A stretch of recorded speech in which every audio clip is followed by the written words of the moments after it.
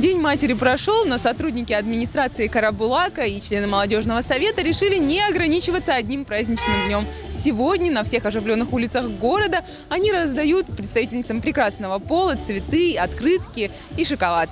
А где можно встретить больше всего мам? Конечно же, в поликлинике, куда они приходят, заботясь о своих детях. Поначалу, когда группа молодых людей подбегает с цветами, женщины смущаются и серьезно сводят брови. Но узнав повод, их лица расплываются в улыбке. За повседневными заботами и переживаниями эти настоящие героини и сами забывают о ценности своего труда в роли мамы. Самая старшая в 9-м, маленькая в 4 классе. Ну, смотря как. Например, мне несложно, я справляюсь. Мы стараемся. Ну, конечно, вам большое спасибо.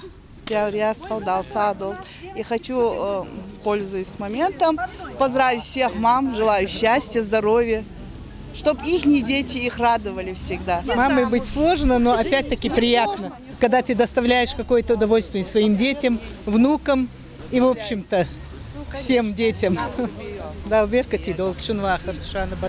Молодая, взрослая, с внуками, с первенцем.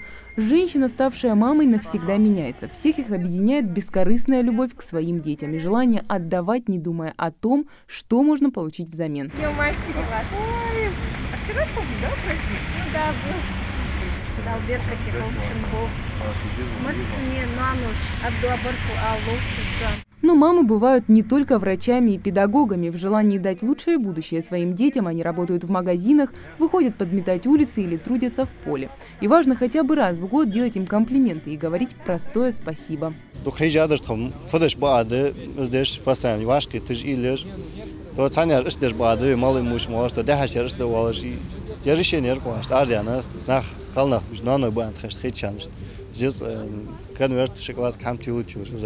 Идея молодежного совета была с энтузиазмом поддержана и администрацией города. Благодаря поддержке мэрии и стало возможным проведение этой теплой акции. Акция, которая порадовала бы не только самих мам, но и нас, потому что, видя их радостные лица, мы сами радуемся и поднимается настроение. Это такая мелочь, но этим мы показали, что мы все замечаем и мы все видим.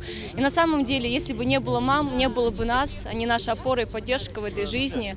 И если, несмотря на ненастную погоду, сегодня вы встретили улыбающуюся женщину, забывшую о ежедневных заботах и быте, то знайте, ей сказали спасибо и порадовали сладким подарком. Зачастую и эта небольшая приятность для наших мам важнее миллиона роз и дорогих подарков. Мария Мистоева, Рахман Цуров, Новости 24.